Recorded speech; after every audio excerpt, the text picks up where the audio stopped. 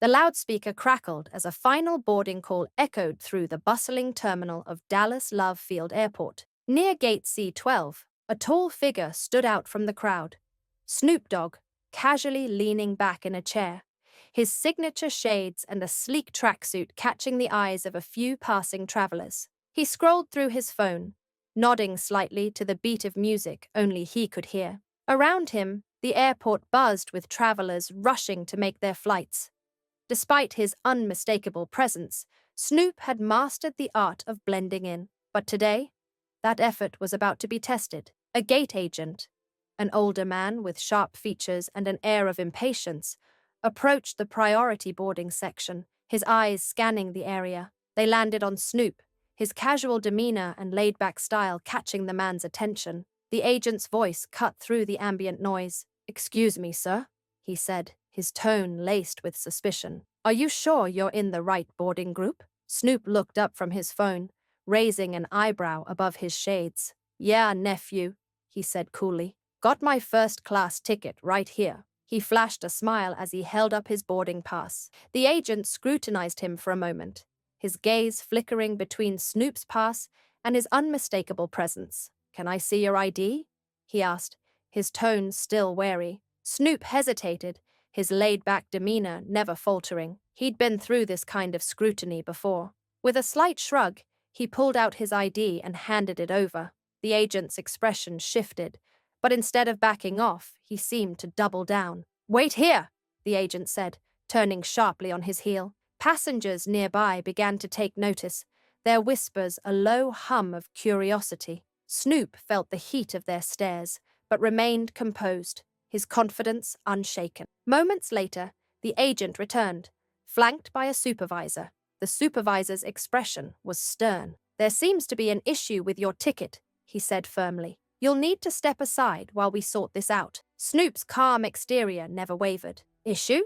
Nah, man. I've been flying for years and never had a problem. What's really going on here?" The supervisor's gaze didn't soften. "Sir, please step away from the gate while we conduct a further review. If you don't comply, we'll have to escalate this matter." The murmurs around them grew louder as more passengers pulled out their phones, recording the interaction. Snoop's expression shifted ever so slightly, a glint of annoyance flashing behind his shades. He straightened up, towering over the gate agents. "Escalate?" Snoop said, his voice still calm but carrying a sharp edge. "Escalate what? I've done nothing but show my ticket and ID. If you're got a problem, maybe you should be asking yourselves why." As if on cue, a pair of airport security officers appeared. Their presence drew even more attention, the crowd's murmurs rising to a buzz. The officers stood on either side of Snoop, their postures stiff but uncertain. "Sir, please come with us," one officer said in a measured tone. "We just need to ask you a few questions." Snoop exhaled, his jaw tightening. He grabbed his carry-on bag and adjusted his shades. "All right then," he said, his voice carrying an air of resigned patience. "Lead the way." He followed the officers into a small, sterile room near the gate, the whispers and camera flashes following him like a storm cloud. Inside, the air felt colder, heavier. One officer gestured to a chair at the center of the room. "Take a seat," the officer said. Snoop sat down, his posture relaxed but alert. The tension in the room was palpable as one officer began to speak. Just then, a loud knock sounded on the door. It opened to reveal a woman holding a clipboard, her face a mix of authority and exasperation. "What's going on here?" she demanded. "Do you know who you're detaining?"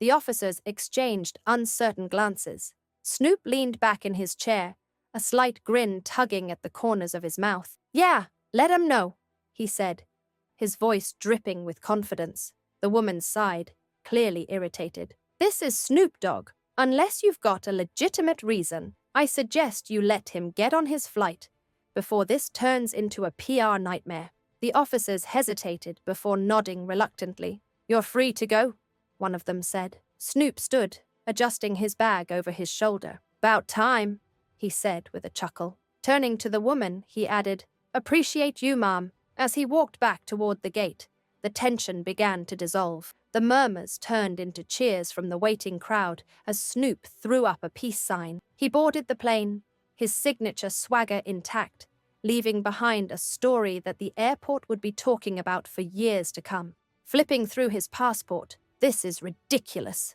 Barron muttered under his breath, shaking his head. One of the officers looked up. "We're just following protocol, son." But that word, protocol, was starting to sound like an excuse for something more sinister. The more they probed, the more Barron began to feel the weight of an unspoken bias in the room. But what Barron didn't know was that someone else was already on her way, and she wasn't happy. In the back seat of a sleek black SUV weaving through Dallas traffic, Melania Trump sat poised, her phone in hand. She had planned a quick trip to surprise her son at the airport after his flight, but as her phone buzzed with a flood of text messages and social media alerts, her expression shifted from calm to concern. One message caught her attention. "Something's going on with Barron at the airport. People are posting videos." Her fingers flew across the screen, pulling up a short clip that showed Barron surrounded by security, being led away from the gate. She replayed it twice,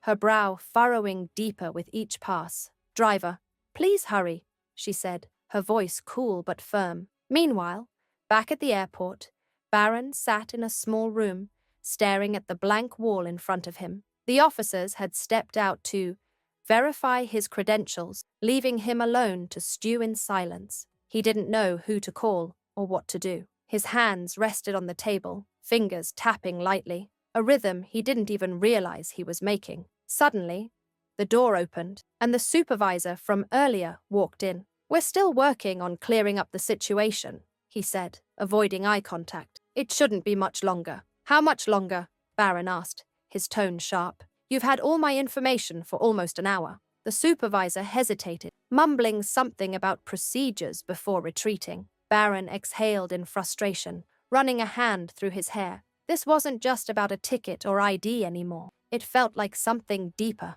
Outside the terminal, Melania's SUV pulled up to the curb. She stepped out, her posture commanding despite her understated outfit. Heads turned as she strode through the airport, her heels clicking against the polished floor. She didn't need to announce her presence. People simply moved aside as she passed. Approaching the gate where the incident had occurred, she was met with a flurry of murmurs and whispers. Passengers recognized her instantly, and some even pointed toward the area where security had taken Barron. "Excuse me," she said to a nearby airline employee. "Where is my son?" The employee blinked, stunned by the directness of her question. "Ma'am, let me check." Melania didn't wait for a response. She moved forward, her eyes scanning for any sign of Barron. When she spotted the room where he was being held, her pace quickened. She reached the door just as the two officers returned to Barron. They froze when they saw her, their expressions a mix of surprise and apprehension. "What is going on here?" she asked, her voice calm but carrying a weight that demanded an answer. "Mrs. Trump," one officer began, fumbling for words. "This is just a standard protocol." "Protocol?"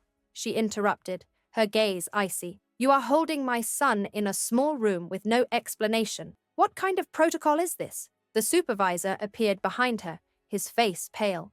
"Mrs. Trump, this is all just a misunderstanding. We were trying to verify his ticket." "A misunderstanding?" Her voice remained steady, but her tone sharpened. "Do you treat all passengers this way? Or just the ones you decide to single out?" The room fell silent, the tension so thick it felt like time itself had stopped. But this silence wouldn't last for long. Melania was about to demand answers they couldn't provide. Melania's gaze didn't waver as she stood in the doorway, her presence commanding the room. Barron glanced at his mother, his relief visible but restrained. He straightened in his chair, his shoulders no longer slumped. "Mrs. Trump," the supervisor stammered, beads of sweat forming on his brow. "Please understand, we were just trying to ensure everything was in order." "This isn't in order," Melania interrupted, her tone as sharp as the silence in the room. "You had his ticket, his passport, and his name. What else do you need? A written invitation to board the plane?" The supervisor flinched but tried to recover. We flagged his name in the system, and that required additional checks." Melania tilted her head slightly, her lips pressing into a thin line. "Flagged? Because he's my son, or because Someone decided he didn't belong in first class today. The officers exchanged uneasy glances, neither wanting to be the one to respond. The tension was palpable, and everyone in the room felt it. Finally, one of the officers cleared his throat. It's standard procedure, ma'am. We weren't aware of his relation to you until just now. Snoop Dogg's eyes narrowed. So this is about respect, huh? The supervisor opened his mouth to protest, but Snoop raised a hand to stop him. Save it, nephew. I want to talk to someone in charge. Like right now. The man hesitated, but eventually nodded, stepping out of the room to make a call. Snoop turned his attention to the young fan who had been caught in the mess. His expression softened as he approached the kid. You good, lil homie? He asked quietly, placing a reassuring hand on the boy's shoulder. The kid nodded, his voice steady but tinged with frustration. I'm fine. They've just been wasting my time. Snoop gave his shoulder a supportive squeeze before turning back to the officers. Aight, let me break it down for y'all, he said, his voice calm but with a sharp edge. You done embarrassed this young man in front of all these folks. This ain't about no protocol or procedures. This is about common decency, or lack thereof. One of the officers shifted uncomfortably.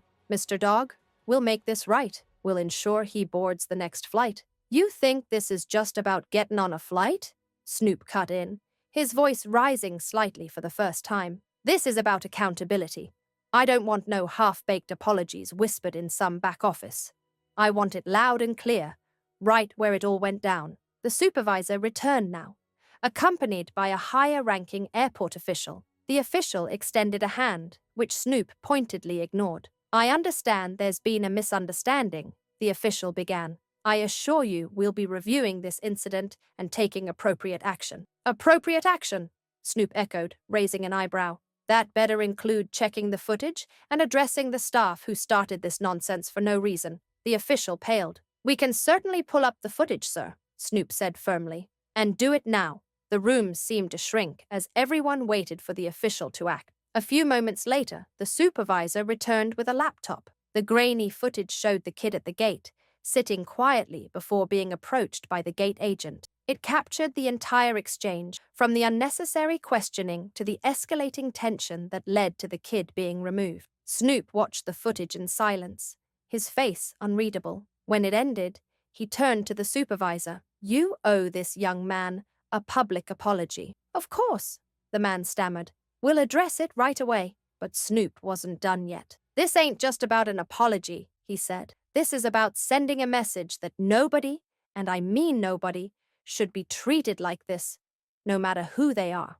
The supervisor, now visibly shaken, led the way back to the boarding gate. Snoop walked beside him, his stride smooth and unyielding, with the young fan following close behind. The tension in the terminal was almost tangible. Passengers who had witnessed the earlier commotion were still lingering, their curiosity piqued by the sudden return of the kid and the legendary rapper. As they reached the gate, the supervisor stepped forward, cleared his throat, and addressed the crowd. His voice wavered slightly, but he pressed on. Ladies and gentlemen, I'd like to take a moment to apologize for a situation that occurred earlier today. A misunderstanding involving one of our passengers led to actions that were unnecessary and inappropriate. A murmur rippled through the crowd, with some passengers exchanging looks of surprise and others nodding in agreement. The supervisor glanced at Snoop, whose steady gaze urged him to continue. I want to make it clear, he said, his voice firming up, that this young man did nothing wrong. The incident was entirely due to an error on our part, and for that, we deeply regret the inconvenience and discomfort caused. The young fan stood quietly, his hands in his pockets, his expression neutral, but inside, he felt the weight of the moment, not just for himself, but for everyone who had ever been made to feel small in a public setting. Snoop stepped forward, his presence commanding the attention of every person in the gate area. Thank you for your words, he began, his tone measured but resolute. But words ain't enough. This ain't just about my lil homie here. It's about treating everybody with respect and dignity, no matter who they are or where they come from. The room fell silent, his words cutting through the air like a blade. This kid might have been singled out, but he's not alone. Let this be a reminder to all of us. Respect ain't about status or titles. It's about the humanity we all share. The crowd erupted in applause. Some passengers even standing in solidarity. The supervisor lowered his head, his face red with embarrassment. For a moment, the airport buzzed with a newfound energy, not of judgment or division, but of understanding and unity. But of unity as the applause subsided, a man in a sleek outfit approached Snoop Dogg. "I just wanted to say I'm sorry for what you went through," he said softly. "It wasn't right." Snoop Dogg tilted his head, his signature smirk turning into a reflective smile. "Appreciate that," he replied, his voice carrying its usual calm and steady cadence. "It's about respect, you feel me?" The man nodded, grateful for the moment of acknowledgement but still processing the whirlwind of events. This moment of clarity wasn't the end. It was the beginning of a conversation about respect, equality, and accountability that would resonate far beyond the walls of this terminal. As the gate area began to settle, Snoop was escorted to the lounge while waiting for the next flight. The airline staff, now walking on eggshells, went out of their way to ensure his comfort. Offers of refreshments and priority boarding were made, but Snoop waved them off politely. "Ain't about all that. It's about principle." Snoop sat back, hands resting on the arms of the lounge chair, his calm demeanor belying the undercurrent of frustration. "I didn't expect all that," he said to no one in particular, breaking the silence. One of his team members sitting nearby looked up from their phone, their expression softening. "You handled yourself well," they replied. "It's not easy to stay calm in moments like that." Snoop shrugged, leaning back in his seat. "I've dealt with stuff like this before, just not so public." The team member leaned forward, their elbows resting on their knees. "And that's exactly the problem," they said. "No one should have to get used to being treated unfairly, whether it's you, me, or someone no one recognizes. Respect should never depend on a name or appearance." Snoop nodded, their words sinking in. "You think they'll actually change anything after this?" The team member tilted their head thoughtfully. "Maybe not today, but moments like these add up. People notice. Sometimes all it takes is one person standing up to make others think twice before they act." As they waited, Snoop pulled out his phone and began typing. Moments later, a tweet appeared on his profile. "Today I experienced something no one should have to endure, being judged before being understood. This serves as a reminder to treat everyone with dignity, no matter their name or background. Respect is universal. Let's do better." The post quickly gained traction, sparking discussions online about bias, accountability, and respect in public spaces. Snoop scrolled through the replies, some supportive, others critical, but most echoing the sentiment that fairness and dignity should be non-negotiable. When it was finally time to board the flight, Snoop walked to the gate with his usual cool demeanor. The staff, now noticeably more accommodating, guided him through without issue. As he settled into his seat, he put on his headphones and stared out the window, his mind clearly elsewhere. He smiled faintly, thinking about the bigger picture. This wasn't just about him, it was about every person who had ever been made to feel small, dismissed, or unworthy. Moments like these were opportunities to teach, to push for change, and to remind the world that respect wasn't a privilege, but a right. As the plane taxied down the runway, Snoop closed his eyes, his mind replaying the day's events. It hadn't been an easy experience, but it was one he hoped would leave a lasting impact, not just on those involved, but on everyone who heard the story. Because sometimes the most powerful lessons come from moments of adversity, and the way we respond can inspire others to rise above prejudice and embrace kindness. If this story resonated with you, share it with someone who might need a reminder about the importance of respect and fairness. Let's make a difference together, one conversation at a time. Don't forget to like, comment, and subscribe for more stories that inspire reflection and change.